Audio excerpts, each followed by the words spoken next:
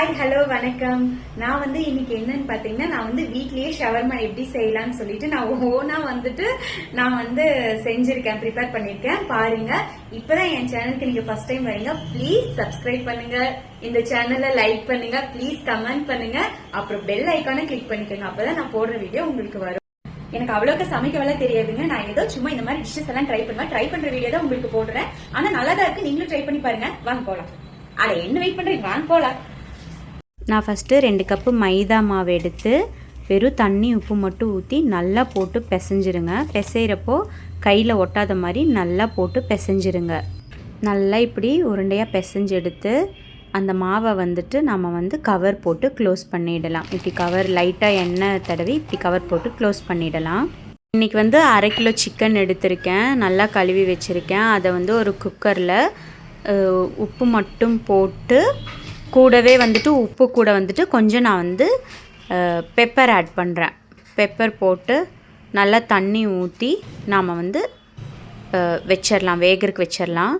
வெந்ததுக்கப்புறமா அதை எடுத்துட்டு நாம் என்ன பண்ணுறோன்னா, இப்போ அது எலும்பு தனியாக சதை தனியாக நான் பிரித்து எடுக்கிறேன். நான் போன்லெஸ்ஸாக வாங்கலை, போனோடு தான் வாங்கியிருந்தேன். போன்லெஸ்ஸாக வாங்கியிருந்தால் இன்னும் நம்மளுக்கு ஈஸியாக இருக்கும். நான் போனோடு தான் வாங்கி இப்படி நான் பிரித்து எடுத்திருக்கேன்.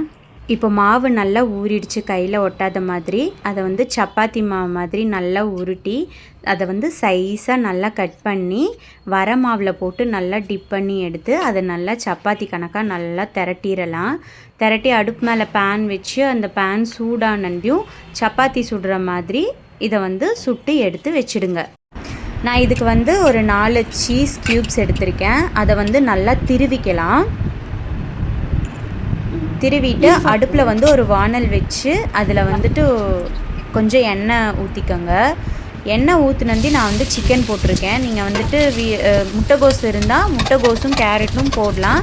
பட் நான் அதெல்லாம் எதுவுமே ஆட் பண்ணலை, வெறும் சிக்கன் மட்டும்தான் சேர்த்திருக்கேன். சிக்கனில் இது கூட நம்ம சில்லி ஃப்ளேக்ஸ் சேர்த்திக்கலாம். சில்லி ஃப்ளேக்ஸ் காரத்துக்கு தான் நம்ம ஏற்கனவே மிளகு போட்டிருக்கோம், ஸோ கம்மியாக சேர்த்திக்கிட்டேன். கூடவே சில்லி சாஸ் சேர்த்திக்கிறேன். சில்லி சாஸ் சேர்த்து நல்லா கிளறி விட்டுருங்க, அது கொஞ்சம் காரம் கொடுக்கும். இதில் அடுப்பில் சிக்கன் இருக்கும்போதே நாம் என்ன சேர்க்குறோம் அப்படின்னா மயோனைஸ் சேர்க்குறோம். இது நல்லா மயோனைஸ் ஒரு 4 ஸ்பூன் நல்லா சேர்த்திக்கங்க. சேர்த்து நல்லா கிண்டி விட்டுருங்க. அடுப்பில் போட்டு நல்லா கொஞ்சம் கொத்தி எடுக்கிற மாதிரி நல்லா அப்படியே கிண்டி விட்டுருங்க. கிண்டி விட்டுட்டு இதில் நான் சீஸ் லாஸ்ட்டாக சீஸ் ஆட் பண்ணுறேன். லாஸ்ட்டாக அடுப்பு கம்மி பண்ணிட்டு சீஸ் ஆட் பண்ணி அவ்வளோதான், நீங்கள் ஸ்டவ்வை ஆஃப் பண்ணிவிடுங்க.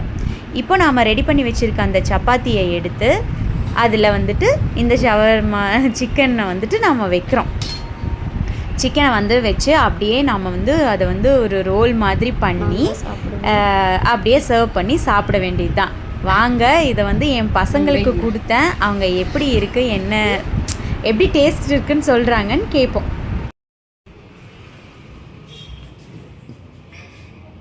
என்னதுமா செஞ்சிட்டியா?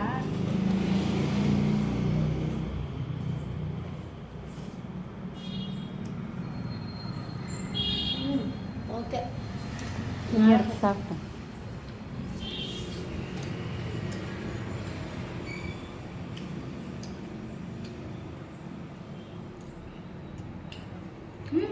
நல்லா இருக்குமா?